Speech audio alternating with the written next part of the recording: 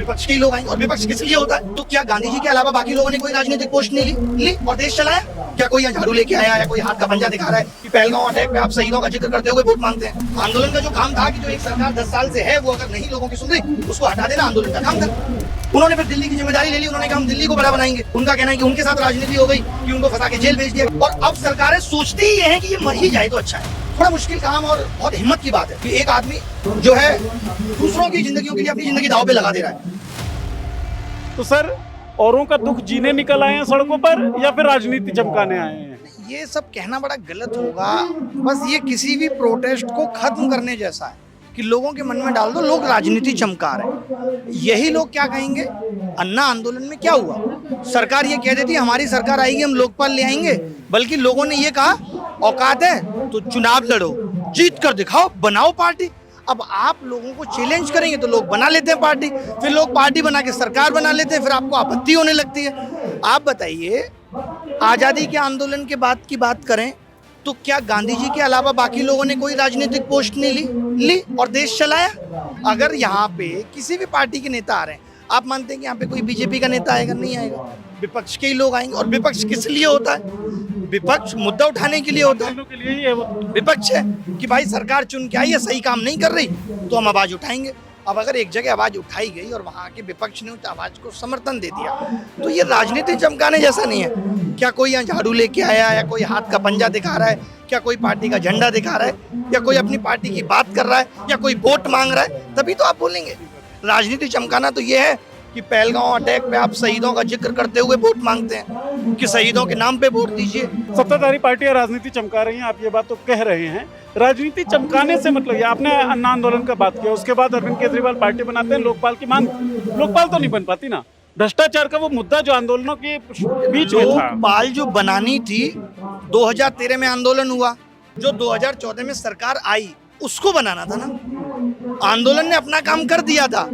आंदोलन का जो काम था कि जो एक सरकार 10 साल से है वो अगर नहीं लोगों की सुन रही उसको हटा देना आंदोलन का काम था।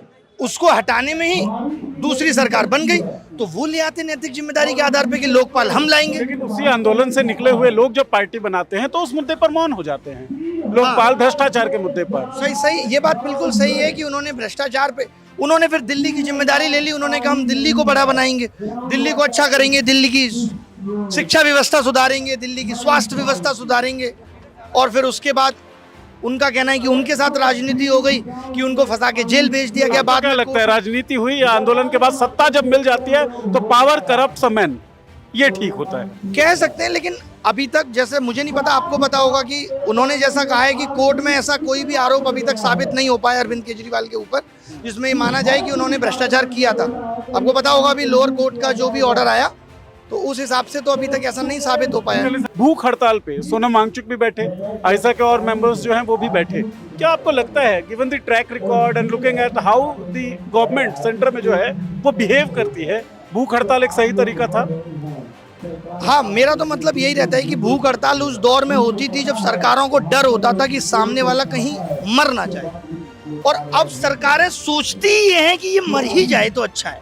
तो उस दौर में भूख हड़ताल मतलब थोड़ा मुश्किल काम और बहुत हिम्मत की बात है कि एक आदमी जो है दूसरों की जिंदगियों के लिए अपनी जिंदगी दांव पे लगा दे रहा है। तो मुझे लगता है कि सरकार को इसको सम्मान करना चाहिए था और सरकार के लोगों को आना चाहिए था और ये अनशन तोड़वाना चाहिए था। और अभी भी वक्त है, जैसा इन्होंने 20 तारीख को कॉल दिया है कि उससे पहले ही इस मामले को सेटल किया जाए। और यही लोकतंत्र है। लोकतंत्र का मतलब क्या खाली चुनाव है? लोकतंत्र में उठ रही आवाजों को गौर करना, उन आवाजों पे काम करना, उन आवाजों को शांत कराना, ये सब भी तो लोकतंत्र में ही आता है। बिल्कुल आता है। मैं आपसे ये बात कह रहा हूँ, देखिए प्रोफेसर GD अग्रवाल 111 दिन का हड़ताल करते हैं, गंगा के नाम का हड़ताल करते हैं, जिसका नाम वोट मांगने के लिए मोदी सरकार के जो लोग हैं वो उन्होंने किया हमेशा से, है ना।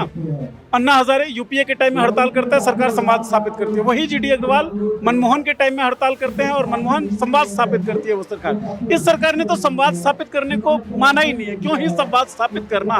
तो मुझे वही लगता है कि ऐसे हम हिम्मत नहीं हार सकते। ये चीज भी टूटेगी, हर चीज एक दिन टूटती है। जब आप किसी भी रबड़ को खींचेंगे ना, या जब किसी के घर में आप आग लगाने की बात करते हैं तो एक दिन आपका भी घर जलता है। तो मुझे लगता है कि ये चीज भी खत्म होगी। अच्छे अच्छों का घमंड नहीं रहा तो ये सरकार भी झुकेगी और सरकार को झुकाना इस उद्देश्य मुझे लगता है इस आंदोलन का है कि वरना ऐसा नहीं है कि शिक्षा मंत्री के इस्तीफे से सब कुछ ठीक हो जाएगा। बट हाँ ये है कि सरकार झुके और सरकार माने कि आज भी आंदोलन होगा तो सरकार सुनेगी और वो मांगों को पूरा करेगी।